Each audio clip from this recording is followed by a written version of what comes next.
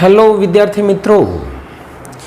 મિત્રો આપણે આના પહેલાના લેક્ચરમાં સંપાતપણાનો સિદ્ધાંત એટલે કે જ્યારે કોઈ ઘટક કણ પાસે બે કે તેથી વધુ તરંગો ભેગા થાય તો અહીંયા ઉદ્ભવતી અસર એનું ગાણિતિક સમીકરણ આપણે મેળવું।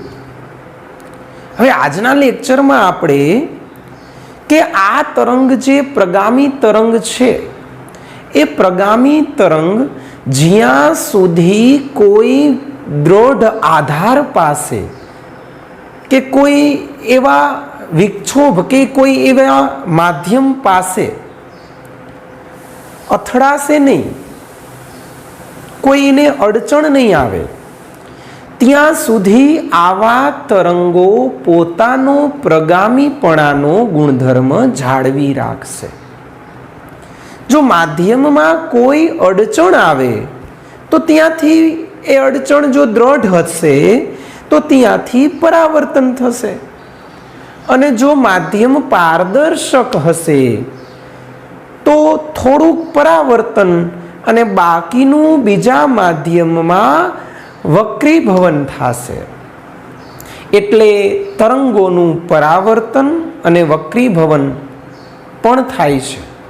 પણ એની પહેલાં આપણે એક ભૌતિક ઘટના વિશે અભ્યાસ કરીએ। જે આના પહેલાંના લેક્ચરમાં મેં બેઝિક માહિતી તમને આપી હતી કે વ્યતિકરણ એટલે શું। તો વ્યતિકરણની સાદી વ્યાખ્યા એવી આપી શકાય કે સંપાતીકરણથી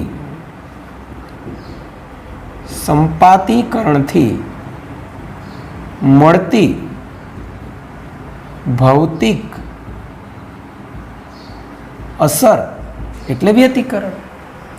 એટલે કે બે તરંગો જ્યારે સંપાત થાય કોઈ સ્થાને, અહીંયા તમને જે ભૌતિક અસર જોવા મળે એને આપણે વ્યતિકરણ કહેશું। તો વ્યતિકરણની ઘટના છે એ બધા જ પ્રકારના તરંગ માટે શક્ય છે। એટલે કે ધ્વનિ તરંગ તથા પ્રકાશના તરંગ, પછી લંબગત તરંગ એવું કહી શકાય કે સંગત તરંગ અને લંબગત તરંગ, બધા પ્રકારના તરંગ માટે શક્ય છે।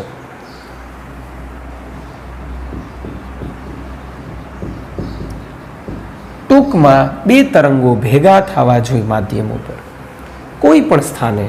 ધારો કે હું અહીંયા ઉદાહરણ આપીને તમને સમજાવું તો ધારો કે અહીંયાથી એક તરંગ આનામાંથી ઉદ્ભવે છે, એક તરંગ અહીંયાથી મેં આમ બતાવ્યું તમને કે આવું છે, આ એક તરંગ છે, અને બીજું તરંગ જે છે આ જ માધ્યમમાં આ દિશામાં જ ધન દિશામાં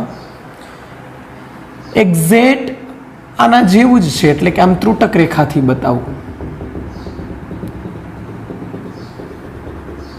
સમાન કંપ વિસ્તાર વાળું, અહીંયા અંદર એક જે કન્ટિન્યુ રેખા છે ને હું નામ આપીશ y1, અને આ જે ત્રુટક રેખા છે એને નામ આપ્યું મેં y2। બંનેના કંપ વિસ્તાર સમાન છે, તરંગ લંબાઈ સમાન છે, પ્રારંભિક કડાઈ સમાન છે। તો આનો અર્થ એવો થાય કે આ જે સ્થાને ભેગા થશે, ધારો કે આ બિંદુ પાસે મારે સ્થાનાંતર શોધવું હોય મિત્રો, તો એ બંનેનો સરવાળો થશે, એટલે મળશે જે એ કંઈક આ પ્રકારનું હશે કે ભાઈ આ સ્થાને જે છે અહીંયા બંનેનો સરવાળો થયો, એટલે કે y1 પ્લસ y2, બે શૃંગ ભેગા થયા મિત્રો, અને જ્યાં બે ગર્ત ભેગા થયા અહીંયા સાદો સરવાળો થાય। કારણ કે સંપાતપણાનો સિદ્ધાંત મિત્રો બધે જ લાગુ પડશે। જ્યાં જ્યાં બે કે તેથી વધુ તરંગો ભેગા થશે, આપણે વાત કરી હતી આગળના લેક્ચરમાં કે સંપાત થાવ એટલે ભેગું થાવું, સદિશ સરવાળો એટલે કે બે શૃંગ હોય કે બે ગર્ત હોય, અહીંયા સાદો સરવાળો થશે. પણ જો એક શૃંગ હોય, અહીંયા આપણે કળા તફાવતની વાત કરીએ તો આ બંને માટે કળા સમાન હોવાથી કળા તફાવત શૂન્ય છે એટલે સરવાળો થયો. પણ જો એવું વિચારીએ તો આ બે એટલે કે જો સમાન તરંગ લંબાઈ, સમાન તરંગ લંબાઈ, સમાન કંપ વિસ્તાર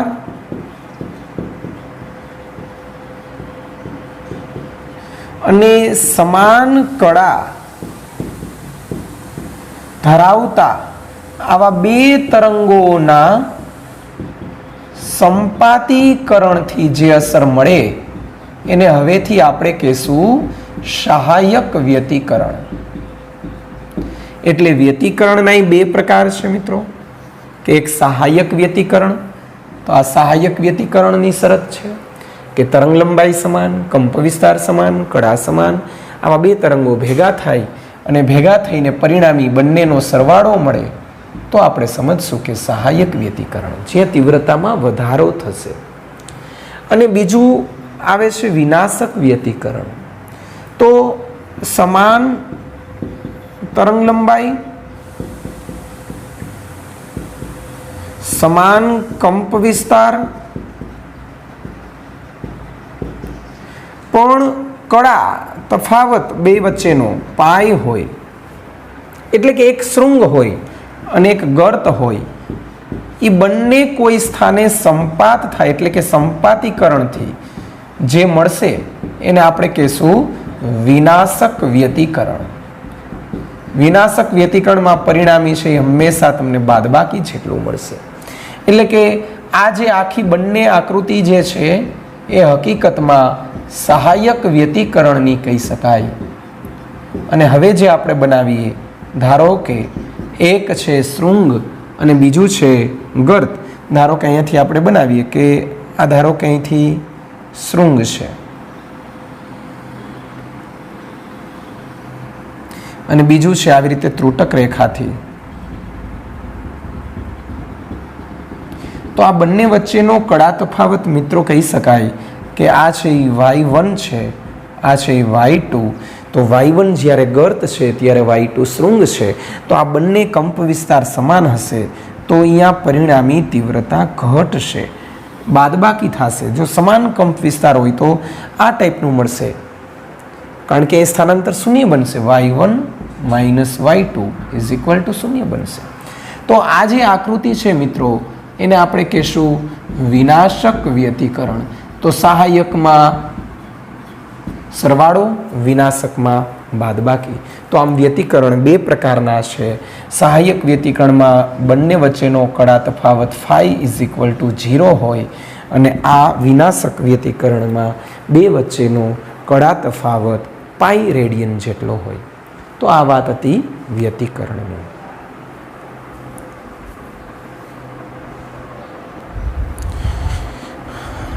હવે વાત કરીએ તરંગનું પરાવર્તન, કે ભાઈ આવા તરંગો માધ્યમમાં આગળની તરફ પ્રસરણ તો કરે છે, ઉર્જા લઈને જાય છે, પણ સામે જો કોઈ એવું સ્થિતિસ્થાપક માધ્યમ હોય અને એની સાથે આ ઉર્જા અથડાય અને આ ઉર્જાની કોઈ જ અસર તમને માધ્યમ ઉપર જોવા ન મળે, કારણ કે દ્રઢ આધાર છે, તો આ ઉર્જા રિફ્લેક્ટ થશે, પરાવર્તિત થશે. સામાન્ય રીતે આપણે એવું ઘણી વખત જોતા હોય કે જો હું અહીંયા બોલતો હોય ક્લાસરૂમમાં તો મારા ધ્વનિના તરંગો અહીંથી નીકળ્યા સંઘનન અને વિઘ્નન થઈને. સંગત તરંગ છે ધ્વનિના તરંગ એટલે. તો આ તરંગો જ્યાં સુધી કોઈ માધ્યમમાં અડચણ નહીં આવે ત્યાં સુધી તો આગળ ને આગળ જવાના જ છે. પણ સામે દિવાલ છે એટલે એ દિવાલ છે એ તો દ્રઢ આધાર કહેવાય. આ દ્રઢ આધાર ઉપર આ ધ્વનિ ઉર્જાની કોઈ અસર નહીં થાય. એટલે દ્રઢ આધાર છે એ ન્યૂટનના ત્રીજા નિયમનું પાલન કરશે અને એના ઉપર આપાત થયેલી ઉર્જાને પાછી મોકલશે. પણ આ પાછી જ્યારે ઉર્જા આવે ત્યારે એનું સ્વરૂપ કેવું હશે એ આપણે સમજશું. હવે તો ઘટના ભણીએ આપણે કે તરંગનું પરાવર્તન.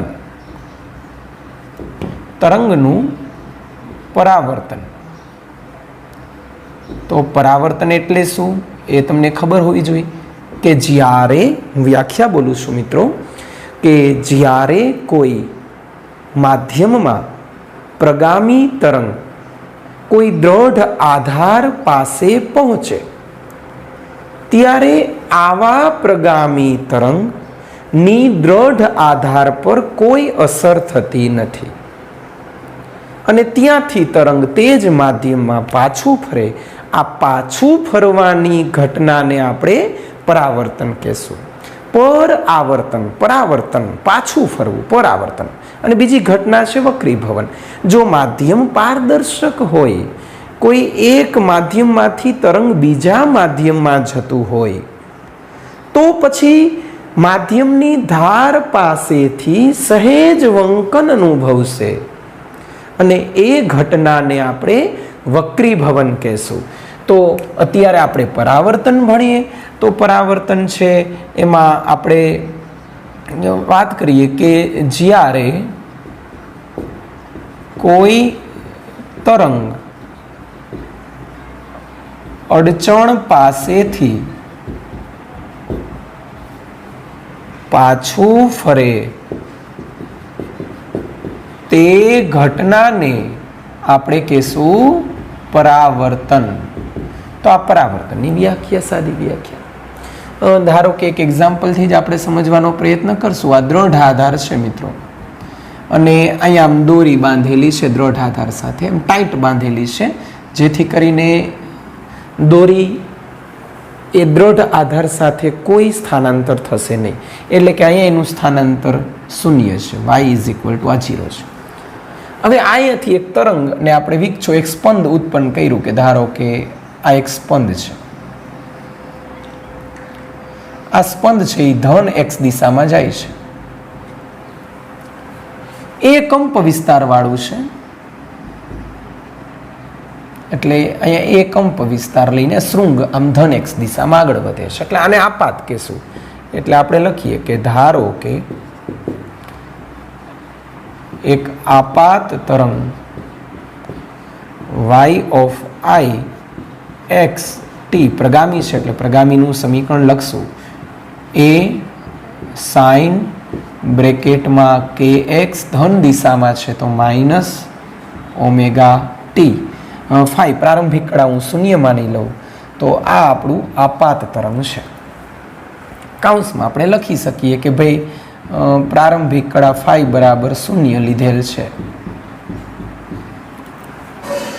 હવે આ આપાત તરંગ છે ને એ તરંગ તો પ્રગામી તરંગ છે એટલે આમ તો સતત આગળ ને આગળ જશે. સમય સાથે સ્થાન x યામી બદલાશે, t y મુજબ y બદલાશે એટલે કે x અને t સાથે y બદલાશે. આપાત તરંગ છે. હવે વાત કરીએ ને તો દ્રઢ આધારની વાત કરીએ પહેલા કે દ્રઢ આધાર પાસે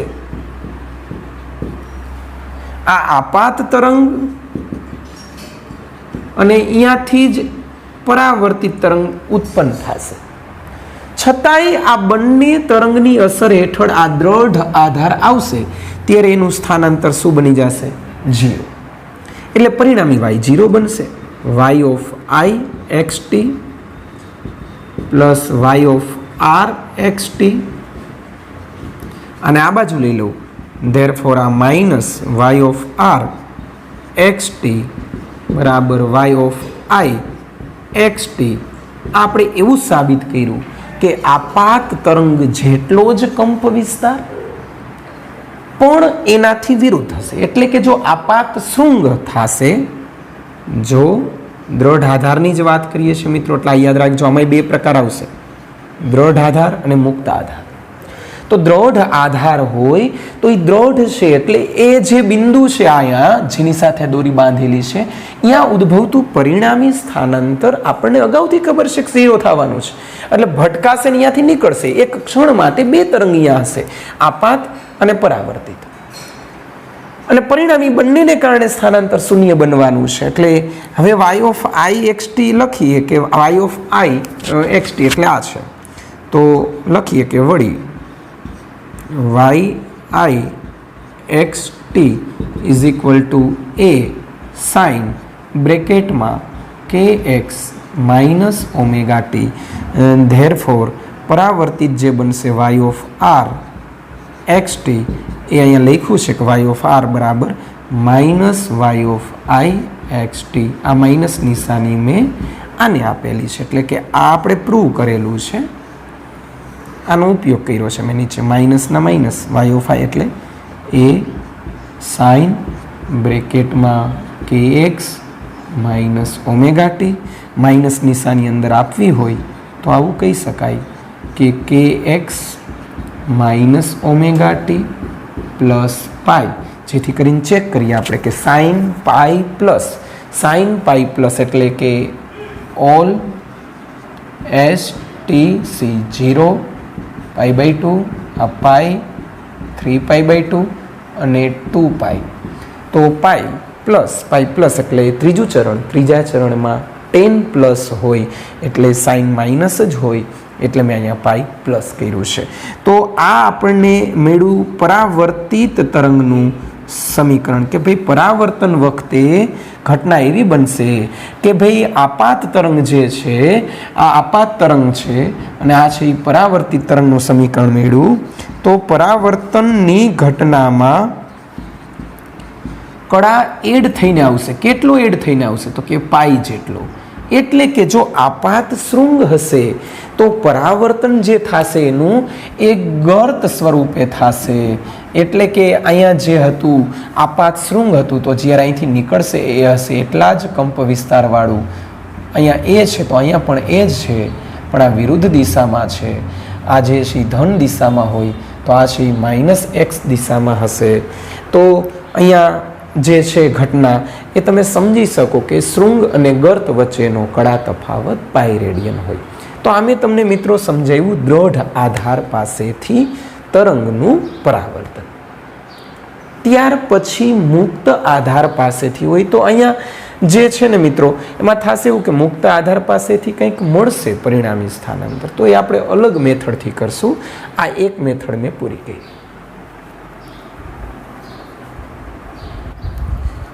હવે જો આ જે દોરી છે એ દોરીને કોઈ સળિયા સાથે આમ સરકી શકે એવી પરિસ્થિતિમાં બાંધવામાં આવે, એટલે કે બહુ ટાઈટ નહીં, કારણ કે ટાઈટ બાંધી દેશું તો પછી જડિત આધાર થઈ જશે, એ પોતાના સ્થાનથી વિચલિત નહીં થાય. હવે હું તમને એવું કહેવા માગું છું કે ભાઈ આ દોરીને થોડીક ઢીલી આના ઉપર આમ સહેજ સરકી શકે ને એવી રીતે ગોઠવો, એટલે એ મુક્ત આધાર બની જશે. એટલે ધારો કે અહીંયા મેં દોરીને બાંધેલી આવી રીતે છે કે આ દોરી છે અને આમ કરીને આમ બાંધી દીધી છે, એટલે આ મુક્ત આધાર. હવે આપણે બી વિભાગ કરીને શરૂઆત કરીએ કે મુક્ત આધાર પાસેથી તરંગનું પરાવર્તન. ચાલો હવે મુક્ત આધાર.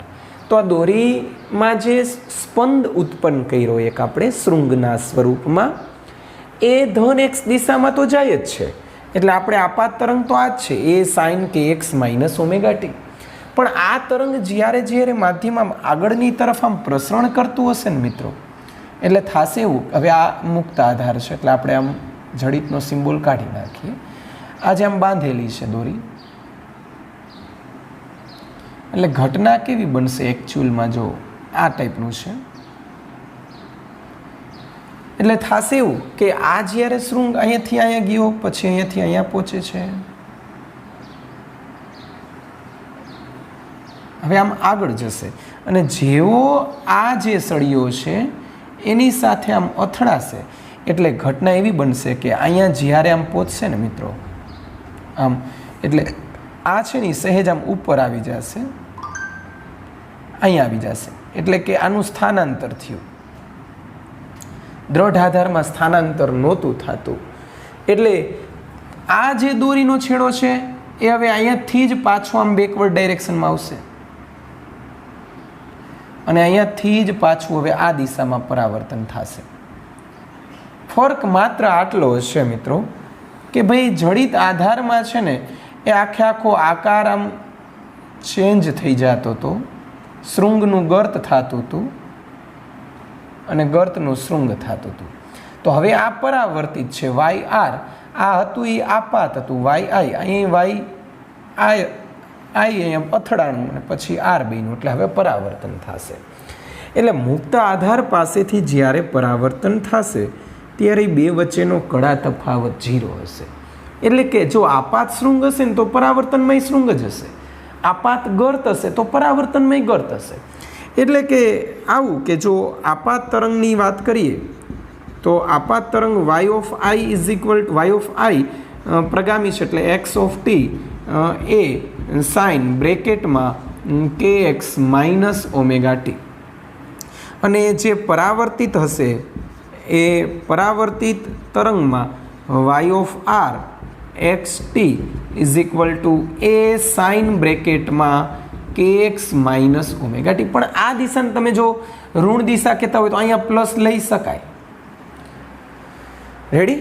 તો આટલી વસ્તુ યાદ રાખવી. હું ફરીથી એકવાર રિપીટ કરાવી દઉં તમને કે ભાઈ આમાં ફરક કેટલો છે મુક્ત આધારમાંનામાં.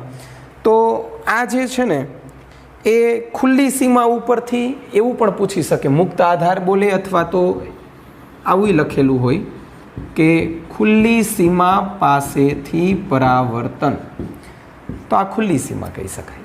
તો આપાત અને પરાવર્તિત બંનેનો કંપ વિસ્તાર સમાન છે, કોઈ કડા તફાવત હોતો નથી, 0. પણ જો તમે દિશાના સંદર્ભમાં લ્યો તો અહીંયા kx માઇનસ ઓમેગા ટી છે, અહીંયા પ્લસ કરવું પડે. પણ મોટા ભાગે ટેક્સ્ટબુકમાં કે રેફરન્સમાં ક્યાંય એવું એ લોકો કન્સિડર નથી કરતા, એટલે મેં એમને રાખેલું છે.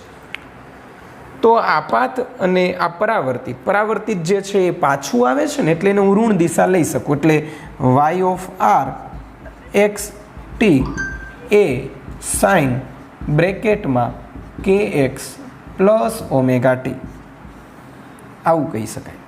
આ આપાત છે અને એક કયો અને આને આપણે 2 કહીએ તો 1 અને 2 ઉપરથી જોઈ શકાય કે શૃંગ હશે તો શૃંગ આવશે અને ગર્ત હશે તો ગર્ત આવશે.